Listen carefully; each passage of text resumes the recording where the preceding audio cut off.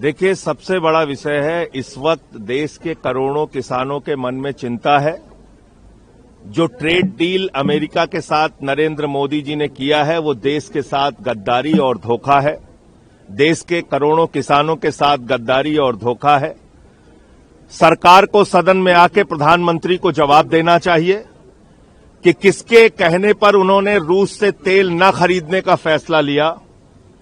Trump कह रहा है रूस से तेल नहीं खरीदेगा हिंदुस्तान।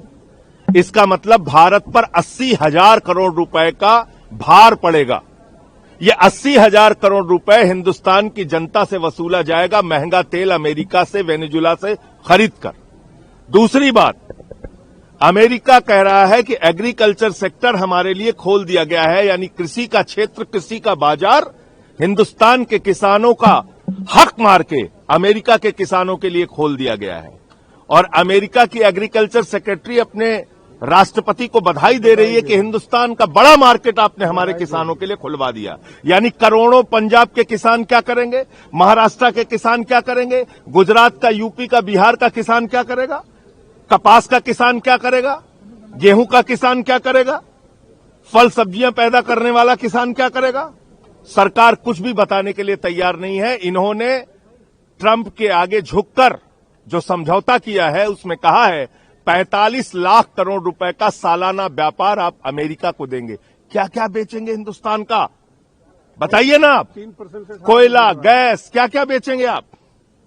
फल सब्जियां, गेहूं, चावल, कपास, मक्का, क्या बेचेंगे आप। तो अगर सोयाबीन हिंदुस्तान के बाजार में अगर उनका सामान भर गया सस्ते दामों पर, क्योंकि आपने टैक्स जीरो कर दिया, कह रहे देश के लोग नाचो नाचो, बहुत बढ़िया डील हो गई है, नाचो सब लोग, लड्डू बांटो, हमारा अभिनंदन करो। वाह मोदी जी, आपने इस देश को इतना मूर्ख समझ रखा है। पहले 3% टैक्स था, अब 18% टैक्स हो गया है। पहले भारत 29% टैक्स लेता था, अब आपने 0% टैक्स कर दिया है। समझ में आ रहा है आपने क्या किया है कि आपने भारत जो टैक्स लेता था वो तो आपने 0 कर दिया, लेकिन जो अमेरिका टैक्स 3% लेता था वो 18% कर दिया। फिर भी कह रहे ढोल पीटो।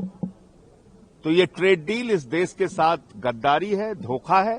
और अपने दोस्त अडानी को बचाने के लिए प्रधानमंत्री ने देश के स्वाभिमान, सम्मान, रोजगार, व्यापार और किसानों का हक अमेरिका के हाथों में गिरवी रख दिया। और अभी सेलिब्रेशन चल रहा है।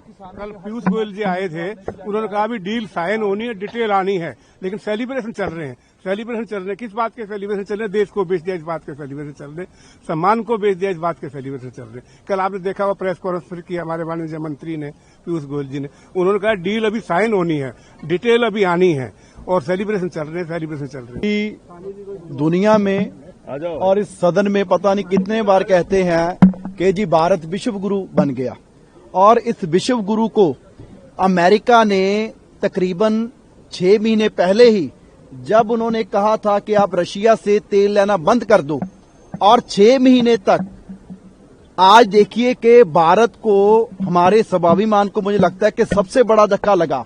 आज विश्व गुरु ने, मैं समझूंगा कि अमेरिका के आगे घुटने टेक दिए, और अमेरिका ने अपनी शर्तों पर, जैसे संजय सिंह जी ने कहा कि सारे समझौते साइन करवाए गए। मैं पंजाब से आता हूं, आप देखिए कि पूरे विश्व में अगर कोई सबसे ज्यादा सब्सिडी कोई देश किसानों को देता है वो अमेरिका देता है, और वहां वो मुफ्त के भाव में अनाज पैदा करेंगे और भारत को, पंजाब को यहां डंप ग्राउंड बना देंगे। वहां के किसानों के साथ, जिनको सबसे ज्यादा सब्सिडी मिल रही है, वहां के किसानों के साथ हमारे किसान जो कर्जे में डूबे हुए हैं, जो आए दिन सुसाइड कर रहे हैं, वो कैसे कम्पीट करेंगे।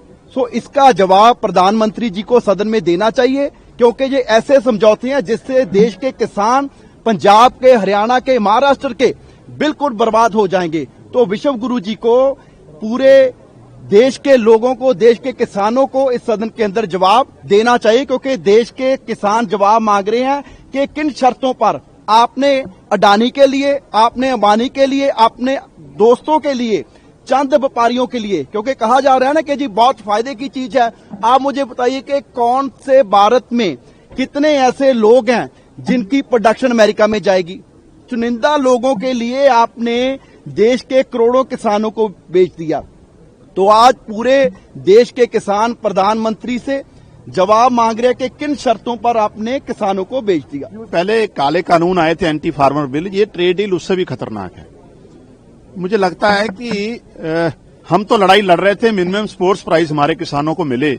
ये तो पूरा जो एग्रीकल्चर हमारा सेक्टर है देश का, उसको तबाह करने वाली डील है। जैसा संजय जी ने बताया, मीत जी ने बताया, हम सदन से लेकर सड़क से लेकर हर जगह इसका विरोध करेंगे, क्योंकि ये एग्जिस्टेंस को बचाने की, हमारा देश एग्रीकल्चर बेस्ड है।